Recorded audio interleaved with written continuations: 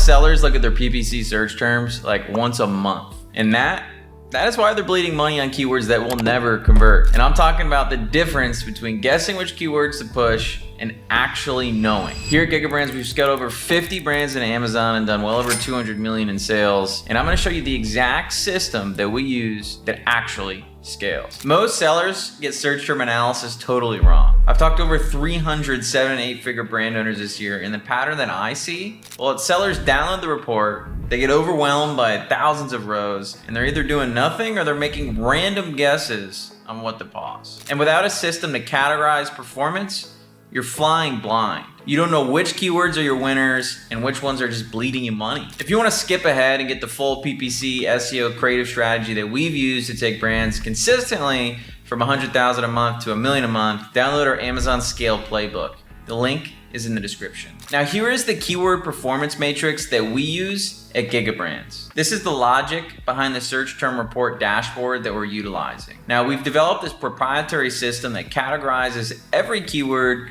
into 4 buckets. We're gonna use the BCG matrix methodology from Boston to segment keywords based on orders and ACoS performance. Now we have 4 quadrants. We have stars, we have question marks, we got cash cows, and then we got the underdogs. We have star keywords, which is 3 or more orders, and the ACoS is lower than our target ACoS. These are typically your winners. You can scale them aggressively, you can push more bids, and you can maximize the impression share. Now we have the question mark keywords. These are the ones with 3 or more orders, but the ACoS is higher than our target ACoS. That means people are buying, but we're not profitable yet. These need optimization, refined bids, adjustment in the match types.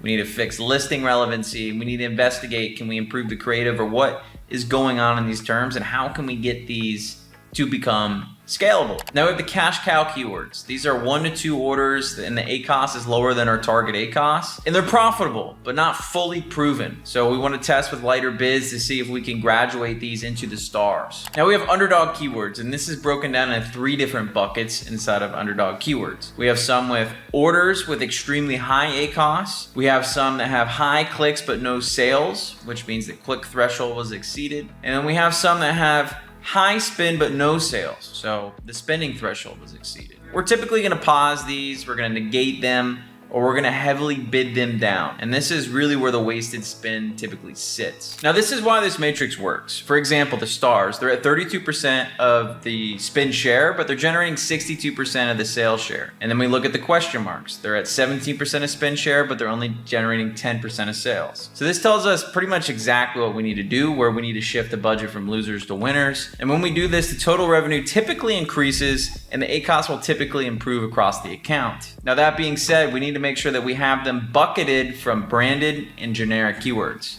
because obviously branded keywords are going to have very much different performance metrics than generic keywords. Now I want to jump into how we're targeting mix analysis and how we're doing LTV optimizations. So we're looking at the targeting mix in order to see which match type drives the lowest CPA. For example, on this account, the phrase and auto performed the best, so we shifted spend from exact to phrase. The old belief was only exact helps the ranking, yet that's just not the case. We see time and time again through the data that phrase and broad also help, provided they're generating orders. As we optimize LTV inside of supplement brands, and specifically brands with reoccurring customers, a higher ACoS can be very profitable in 6 months based on repeat customers. And that is how we optimize for short-term ACoS with long-term profitability. One of the big metrics that we focus on at GigaBrands is what is your break-even ACoS? How much can you actually spend in your customer acquisition cost in order to bring someone into the funnel who will then purchase and purchase and purchase time and time again? And how much money is that really worth, and how much can you pay in order to acquire them? That is your break-even ACoS. So a huge part of scaling supplements is being able to find and identify how we can spend in order to acquire more customers in that metric. So for a lot of supplements, sometimes it can be 180% ACoS. It can be 130% ACoS, and they're still profitable. And what happens is over time, these brands snowball and they gain velocity at a rapid pace. And we also see the inverse, where brands think that they don't need to spend money on ads anymore, and they turn the ad budget down And what's slowly happening is that compounding starts to fade and fade. And then as the sales go down, they go, oh crap. And they try to hire another team to help bring it back up. It's too late. And the damage has been done. It takes a long time and a lot of money to bring it back up. So it's really important to understand how advertising is really working and how it affects your account long term as you map in these equations. And we're very particular on how we're doing cohort analysis, understanding your LTV. And one of the easiest ways to make a brand significantly more profitable is just figuring out how can we add to that variable, whether it's improving the product, putting some insert card inside of the purchase to make the purchase experience better, explaining that it takes more time for the product to take hold. It's a lot of things that we can do